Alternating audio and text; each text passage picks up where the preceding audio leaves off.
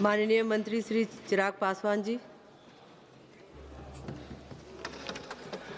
धन्यवाद मुझे ये अवसर देने के लिए। आज मैं मेरी पार्टी लोक जनशक्ति पार्टी रामविलास की तरफ से माननीय स्पीकर साहब के ऊपर आए अविश्वास प्रस्ताव के विरोध में अपनी बातों को रखने के लिए यहाँ पे खड़ा हुआ हूँ।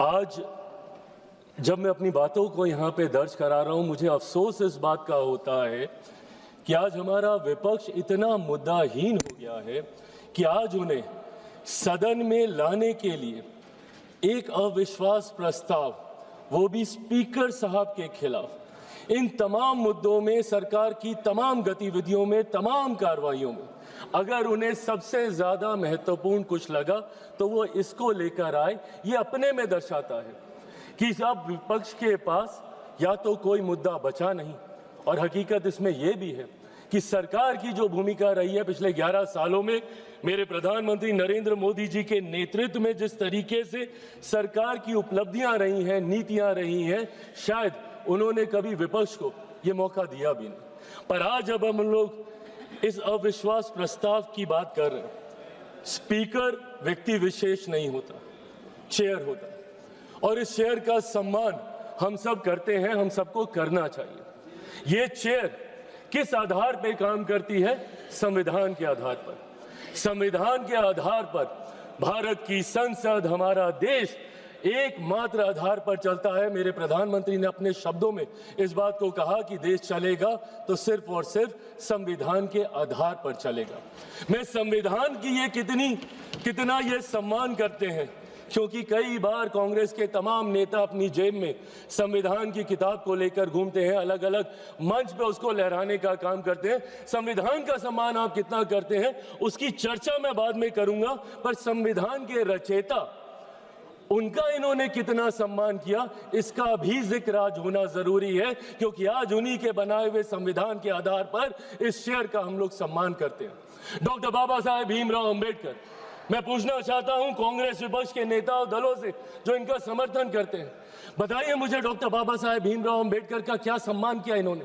बल्कि इतिहास गवाह है और हर कोई जानता है कि बाबा साहेब का सबसे ज्यादा अपमान करने का अगर किसी ने काम किया तो वो कांग्रेस की पार्टी है। आप बता दीजिए मुझे एक कार्य आप मुझे बता दीजिए जो आपने बाबा साहेब के सम्मान में किए हों।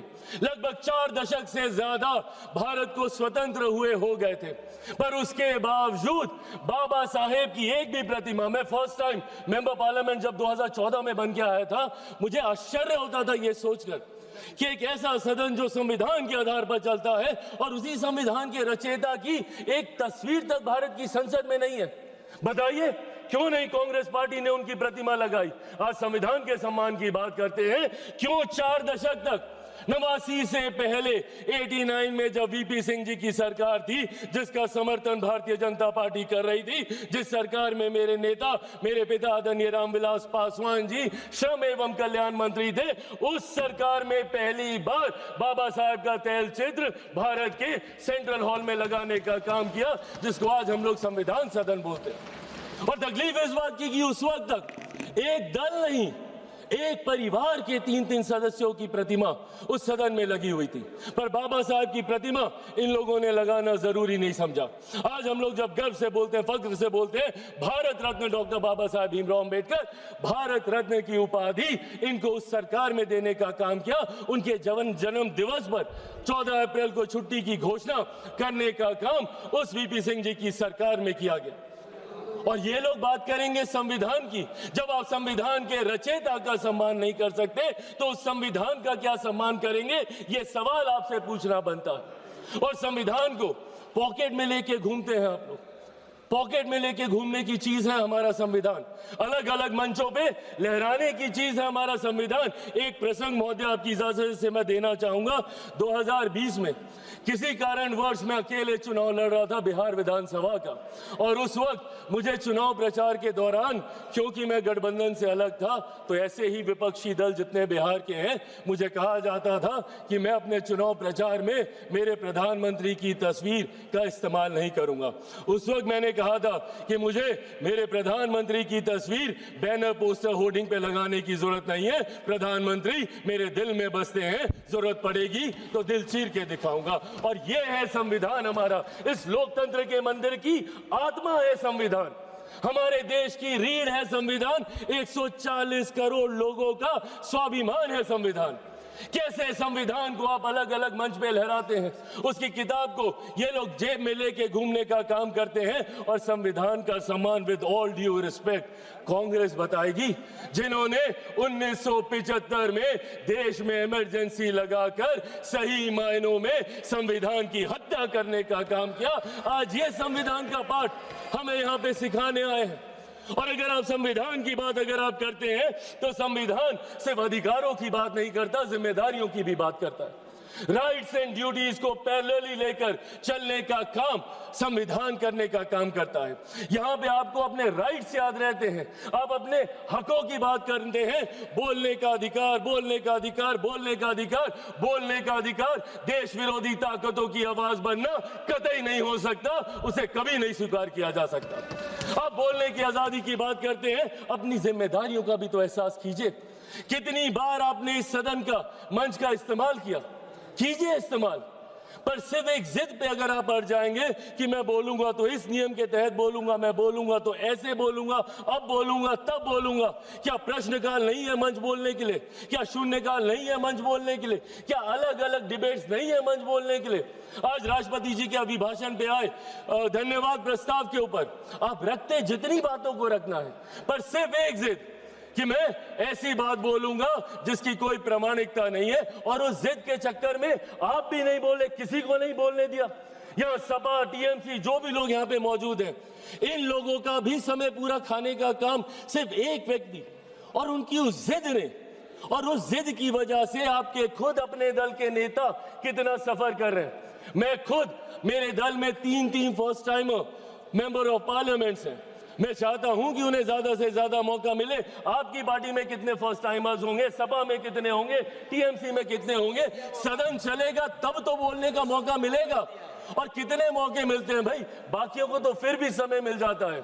जो बड़े चेहरे होते हैं वो मीडिया के माध्यम से अपनी बातें रख लेते हैं, बट कोई पहली बार का सांसद अपने क्षेत्र में दिखाने के लिए कि मैंने तुम्हारे लिए सवाल उठाया, प्रश्नकाल ही होता है। उनके पास यही 0 आवर होता है, या अगर कभी कोई डिबेट होती है तो उनकी पार्टी उनको मौका देती है, यही मौके होते हैं ना। तो इन मौकों का इस्तेमाल करने की बजाय अगर संसद में गतिरोध ही चलता रहेगा, संसद को आप चलने ही नहीं देंगे, और क्यों नहीं चलने देंगे? सिर्फ एक जिद की वजह से। और जिद पे क्या याद आता है? अधिकार, बोलने का अधिकार, बोलने का अधिकार। आपकी ड्यूटीज कहां जाती है? My right to move my hand stops when the nose of the other person starts. आपको रुकना होगा, आपको अपनी जिम्मेदारियों का एहसास करना होगा, और आपकी जिम्मेदारी ज्यादा है। आप विपक्ष हैं, विपक्ष का काम है सरकार को घेरना, घेरिए। रोज सुबह हम मंत्री तैयारी करके आते हैं, रात रात भर हम लोग बैठते हैं कि कल सदन में सवाल है, पूछिए सवाल, देंगे हम जवाब। अकाउंटेबिलिटी तय कीजिए, बट अकाउंटेबिलिटी तय करने की रिस्पॉन्सिबिलिटी आपके ऊपर है। ये आपकी जिम्मेदारी है कि हमारी जवाबदेही को आप तय करें, पर ये जवाबदेही आप तय नहीं कर रहे। प्रश्नकाल नहीं चलने देते, शून्यकाल नहीं चलने देते। क्या ये वो मंच नहीं है? सदन में सिर्फ आप एक विषय पर बोलेंगे तभी आपकी बात दर्ज की जाएगी। और यही कारण है, यही कारण है कि एक के बाद एक के बाद एक के बाद एक देश की जनता इन्हें नकारने का काम कर रही है। मैं बिहारी हूं, बिहार की धरती से आता हूं। जयप्रकाश नारायण जी ने बिहार की धरती पर ही वहां के गांधी मैदान में संपूर्ण क्रांति का आह्वान किया था, और वो संपूर्ण क्रांति का आह्वान कांग्रेस की सत्ता को ही उखाड़ फेंकने के लिए किया था। उन्होंने कहा था सिंहासन खाली करो कि जनता आती है। और आज वही काम देश की जनता के समर्थन से मेरे प्रधानमंत्री कांग्रेस मुक्त भारत करने का कर रहे हैं। क्यों? क्योंकि आपका आचरण ऐसा है। इस तरीके के आचरण को कतई नहीं स्वीकारा जा सकता। सदन में इस तरीके से आना, टेबल पर चढ़ जाना। मैं खुद सनातनी हूं, मैं मानता हूं अगर ये लोकतंत्र का मंदिर है तो यहाँ पे रखे कागज, टेबल, कुर्सी मां सरस्वती का रूप है। किस तरीके से आप कागज फाड़ते हैं, एसजी साहब के टेबल पे आप खड़े हो जाते हैं, चेयर तक आप जाने का काम करते हैं। इस तरीके का आचरण, और कैसे हम इसको न्यू नॉर्मल मान लें? क्योंकि ये आचरण निरंतरता में होता गया तो परंपरा बन जाएगी और परंपराएं उदाहरण बन जाएंगी। और कल जो हमारी जगह यहाँ पे बैठा होगा वो आज का उदाहरण दे रहा होगा। इसीलिए जरूरी है आज की तारीख में हमें अपने आचरण को सुधारने की। एक के बाद एक, जब मैं विपक्ष की जिम्मेदारियों की बात करता हूं, लोकतंत्र की खूबसूरती है सत्ता पक्ष विपक्ष। जहां सत्ता अपनी बात रखेगी, विपक्ष अपनी बात रखेगा। क्या है इनका ऑल्टरनेट विजन? एक विजन बता दें मुझे। अगर सरकार ये गलत कर रही है तो ये चीजें हाँ आप इसको सही कीजिए। ऑल्टरनेट विजन आप देंगे नहीं, सिर्फ आरोप लगाएंगे और लोगों को भ्रमित करने का काम करेंगे। आज तक इन लोगों ने लोगों को सिर्फ विपक्ष ने डराकर अपनी तरफ करने का काम किया। एक के बाद एक ऐसे मुद्दे उठाते हैं और उसको लेकर भ्रम फैलाने का काम करते हैं। कभी सीए का मुद्दा उठाते हैं, हम लोग सदन में कह के थक गए भैया कि सीए का कानून एक ऐसे नागरिकता देने वाला कानून है जहां पे वहां दूसरे अल्पसंख्यक लोगों को नागरिकता देने का कानून है, जहां पे बहुसंख्यक ही मुसलमान है। अब मुसलमानों के बीच में जाके भ्रम फैलाना, नागरिकता छीन ली जाएगी, नागरिकता छीन ली जाएगी। किसकी नागरिकता छीन ली गई? पूरी लोकसभा का चुनाव ये लड़ते रहे कि अगर वापस से मोदी जी तीसरी बार आ गए तो संविधान की हत्या हो जाएगी, लोकतंत्र समाप्त हो जाएगा, आरक्षण समाप्त कर दिया जाएगा। किसका आरक्षण छीन लिया गया? कहां का लोकतंत्र समाप्त हो गया? कौन से संविधान की हत्या कर दी गई? एक के बाद झूठ बोलना और इस तरीके से लोगों को भ्रमित करना। और अब नया हथियार इनको मिला एसआईआर को लेकर। एसआईआर को लेकर सदन नहीं चलने देंगे, उसको लेकर हंगामा करेंगे। अरे प्रभु, एसआईआर पहली बार थोड़ी हुआ, आपके समय पे भी हुआ था। उस वक्त क्या हो गया एसआईआर को लेकर? और एसआईआर का जवाब तो बिहार की जनता ने दिया ना। एलओपी गए थे वहां पे 10-12 दिन वहां पे करके आए और ऐतिहासिक हार वहां पे दर्ज करा कर आए। अपने साथी दलों की भी ऐतिहासिक हार वहां पे दर्ज करा कर आए। हकीकत यह है कि एसआईआर नहीं, जो ये वोट चोरी बोलते हैं, वोट चोरी नहीं, इनका जनादेश चोरी होता जा रहा है। और इस बात का एहसास ही इनको नहीं हो रहा। क्यों? क्योंकि ये अपनी अंतरात्मा में झांक के नहीं देखते। इनको आरोप लगाना है पर आत्ममंथन नहीं करना। इनको दूसरे से सवाल पूछने हैं बट खुद से कभी सवाल नहीं करने, और यही कारण है। और आज एक व्यक्ति का विरोध करते करते, मेरे प्रधानमंत्री का विरोध करते करते अब देश का विरोध करने लग गए। एआई समिट जहां पे अंतरराष्ट्रीय जगह से लोग आए हैं, इंटरनेशनल मीडिया वहां पे मौजूद है। और क्या कर रहे हैं आप? और एक ऐसा समिट जहां पे दूसरे देशों के राष्ट्रीय अध्यक्ष आकर हमारी प्रणाली की तारीफ कर रहे हैं, जिसका विरोध इन्होंने उस वक्त भी किया था। यूपीआई के वक्त इन्होंने कहा था कैसे होगा, एक औरत जो ठेले पे है वो कैसे उसकी पेमेंट करेगी, पॉश मशीन कहां से लगेगी। और आज उसी की तारीफ फ्रांस के राष्ट्रीय अध्यक्ष करके जा रहे हैं। और उस समिट में इन्होंने देश को अपमानित करने का काम किया। डेड इकोनॉमी बुलाते हैं हमारे देश को ये, जबकि दूसरे लोग और अर्थशास्त्री इस बात को मानते हैं कि India is one of the fastest growing economy. Global challenges होने के बावजूद हमारी अर्थव्यवस्था मजबूत होती जा रही है। क्या ये सामान्य बात है कि दहाई के आंकड़े से धीरे धीरे हम लोग करते करते चौथे नंबर पर आ गए? आने वाले दिनों में वो दिन भी दूर नहीं जब हमारा देश दुनिया की तीसरी सबसे बड़ी अर्थव्यवस्था होगा। और ऐसे में आप हमारे देश की इकोनॉमी को और हमारे देश की इकोनॉमी को हमारे ही लोग डेड इकोनॉमी बताने का काम कर रहे हैं। इसीलिए आज इस मंच के माध्यम से बस मैं ये आग्रह करूंगा, एक बार मदद कर दें, कहां पे दे तो दो। इसीलिए आज इस मंच के माध्यम से मैं आग्रह करूंगा और विपक्ष से भी करूंगा, and I think it's our collective responsibility. जहां चुनाव लड़ना था हम लोग लड़ आए, जितने आरोप प्रत्यारोप करने थे हम कर आए, और हमें कई मौके मिलेंगे। अभी फिर असम में मौका मिलेगा, बंगाल में मिलेगा, हर राज्य में मिलेगा। जब तक वन नेशन वन इलेक्शन नहीं आता, हमें हर दूसरे तीसरे महीने हमें मौका मिलता रहेगा आरोप प्रत्यारोप करने का। पर सदन को तो इससे बख्शे। Let it be a collective responsibility of all of us to come together। और यहाँ पे बात हो, और बात होनी जरूरी है। सहमति असहमति की बात नहीं है, बात होनी जरूरी है। आप अपना पक्ष रखें, हम अपना पक्ष रखेंगे, लोगों को उसके बाद फैसला करने दीजिए। आप राष्ट्रपति जी के अभिभाषण पे आपके पास पूरा समय था, आप राष्ट्रपति जी के सम्मान की बात करते हैं। क्या आप बताइए, उनके अभिभाषण पे आए धन्यवाद प्रस्ताव का इस तरीके से निरादर करना, क्या ये उनका अपमान नहीं था? जिस तरीके से विपक्षी दल बंगाल वो गई थी, जिस तरीके से वहां की सरकार, अरे राष्ट्रपति हैं वो, चुनावी राजनीति से, दलगत राजनीति से उठकर है वो, और जिस तरीके से उनका अपमान वहां पे किया जाता है, क्योंकि इनको तकलीफ इस बात की है कि देश के सबसे वंचित वर्ग से आने वाली एक महिला देश के सर्वोच्च पद पर जाके बैठी है, ये बात इन्हें चुभती है। और इसीलिए राष्ट्रपति जी के अभिभाषण पर ये अपनी बातों को नहीं रखने देना चाहते। अंत में महोदय, मैं बस ये कहना चाहूंगा, आज जिनके खिलाफ ये अविश्वास प्रस्ताव लेकर आए हैं, आदरणीय ओम बिरला जी, हम सब जानते हैं और दिल पे हाथ रखकर इनमें से किसी से भी पूछिएगा, हर व्यक्ति कहेगा कि ऐसे स्पीकर जिन्होंने दलगत राजनीति से उठकर हर किसी का सम्मान करने का काम किया। एक मिनट माननीय सदस्य, एक मिनट। माननीय सदस्यगण, सदन की सहमति हो तो सभा की कार्यवाही 7 बजे तक के लिए बढ़ा दी जाए। माननीय सदस्य बोलिए।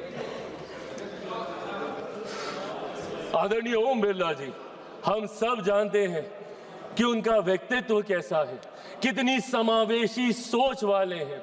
उन्होंने हमेशा प्रयास किया कि ज्यादा से ज्यादा लोगों को अकोमोडेट किया जाए, ज्यादा से ज्यादा फर्स्ट टाइमर्स को मौके दिए जाएं। दुनिया भर के प्रोग्राम्स उन्होंने चलाए, इंटरेक्टिव सेशंस उन्होंने चलाए, और वो आज से इस चेयर पे थोड़ी बैठे हैं, उनका अपना अनुभव है। पिछली लोकसभा में भी वो इस चेयर पे बैठकर इस सदन का संचालन करते रहे और खूबसूरती से करते रहे।